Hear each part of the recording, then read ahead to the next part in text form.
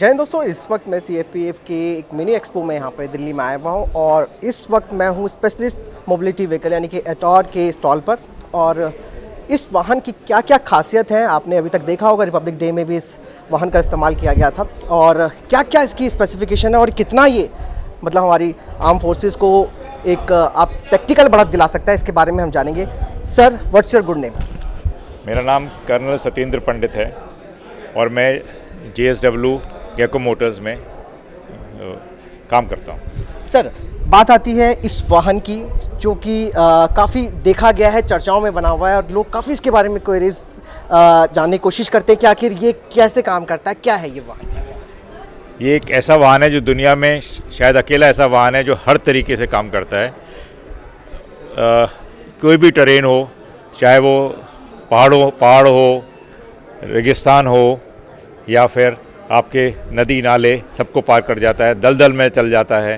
और जो हमारी पाकिस्तान और हिंदुस्तान का बॉर्डर है, जो सबसे डिफ़िकल्ट बॉर्डर है भुज में, वहाँ पे हरामी नाला एक प्रोमिनेंट जगह है जहाँ पे कोई भी वाहन नहीं जा पाता, तो ये वहाँ पे बड़े आराम से चल जाता है, दलदल के अंदर भी, पानी के अंदर भी, और जो भी चाहिए वो चला जाता है। उसके अलावा जो आपके जो हिंदुस्तान और पाकिस्तान का एरिया और चाइना के बॉर्डर भी लगता है, लेह लद्दाख में और सिक्किम में भी, ये बहुत अच्छी तरह काम करता है। यानी कि ये ग्राउंड ज़ीरो से लेके 18,000 फीट तक काम करता है।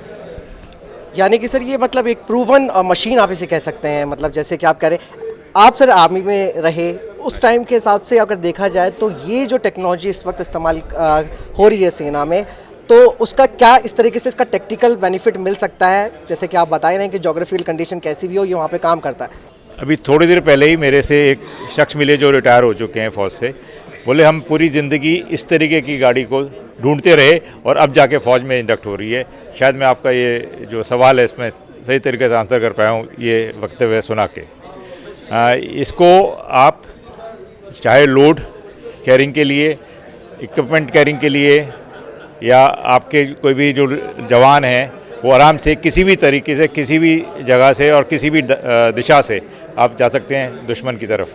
और दुश्मन को एक अंदाज़ा भी नहीं होगा कि जहाँ से आम गाड़ियाँ नहीं जा सकती ये वहाँ चली जाएगी। कैपेसिटी कितनी है, कितने इसमें आम पर्सनस आते हैं? इसमें 9 लोग आ सकते हैं और 1200 kg वेट जा सकता है। यानी कि इसमें ये दोनों तरीके से बेनिफिट देता है कि एज अ लॉजिस्टिक भी आप इसका इस्तेमाल कर सकते हैं और एज वेल एज ट्रूप्स के साथ भी इसको लिया जाता है। तो सर अभी जैसे आपने बताया कि इसके ट्रायल्स वगैरह हो गए हैं और इंडक्ट हो गया, तो ये अभी मतलब अब ये आपका आगे प्लान क्या है कंपनी का कि इनको और किन किन मार्केट में इसको आप आगे प्रमोट करेंगे? प्राइम मिनिस्टर हमारे साहब ने मेक इन इंडिया जो प्रोग्राम शुरू किया है, उसके अंतर्गत इस गाड़ी को हम मेक इन इंडिया के अंदर बना रहे हैं और इसमें मोर देन 60% इंडियनाइजेशन कर चुके हैं और धीरे धीरे हम उसको 80-90 तक पहुंचाने की कोशिश कर रहे हैं। ओके सर, एक छोटा सा क्वेश्चन और पूछने जाएंगे, जहां तक कुछ टेक्निकल स्पेसिफिकेशन हमारे जो व्यूअर्स हैं वो जानने की कोशिश करते हैं। थोड़ी इसकी टेक्निकल स्पेसिफिकेशन बता दीजिए कि कैसे, कितना इसका वो है, डायमेंशन वगैरह जो भी है जिस तरीके से होता है। अच्छा, ये जो गाड़ी है ये 40 डिग्री ग्रेडियंट पे आराम से चढ़ जाती है। साइड स्लोप 30 डिग्री तक चला जाता है जो कोई भी गाड़ी नहीं कर पाती। और नदी अगर 9 नॉट्स तक का बहाव है नदी का, तब भी उसको पार करके दूसरी तरफ जा सकती है। पहाड़ों में जब बर्फ़ पड़ा होता है और जो नदियाँ जम जाती हैं उनके ऊपर बड़े आराम से चल सकती है। अगर कहीं गड्ढा हो उसमें भी निकल जाएगी और उसके लिए कोई आपको प्रिपरेशन की ज़रूरत नहीं होती। बांध के अंदर आराम से किसी भी बांध पर चढ़ जाती है। ऑपरेशनल रेंज कितनी है? ऑपरेशनल रेंज इसकी करीब है 35 घंटे तक चल सकती है बिना रिफ्यूलिंग के। मतलब इसकी जो वो है, क्या कहते हैं, फ्यूल कैपेसिटी है वन टाइम के बाद ये मतलब कितना किलोमीटर चल सकता है? वही मैं बता रहा हूँ आपको। इसके अंदर एक मेन फ्यूल टैंक है, उसके अलावा हर एक टायर के अंदर फ्यूल टैंक्स हैं तो हर एक टायर में 50-50 लीटर आ जाता है। और एक बढ़िया बात है इसके अंदर कि इसके अंदर कोई मोटर नहीं लगी हवा भरने के लिए, जो एग्जॉस्ट होता है, एग्जॉस्ट से ही इन टायरों में हवा भर जाती है। यानी कि कोई पंचर का इशू नहीं? पंचर का इशू नहीं है। और इसका PSI 0 से लेकर 3 PSI तक है। नॉर्मल टायर का PSI होता है 32। यानी कि अगर आप अपना जूता अपना पैर भी रख दोगे तो आपके पैर जख्मी नहीं होगा, वो आराम से टायर निकल जाएगा ऊपर से।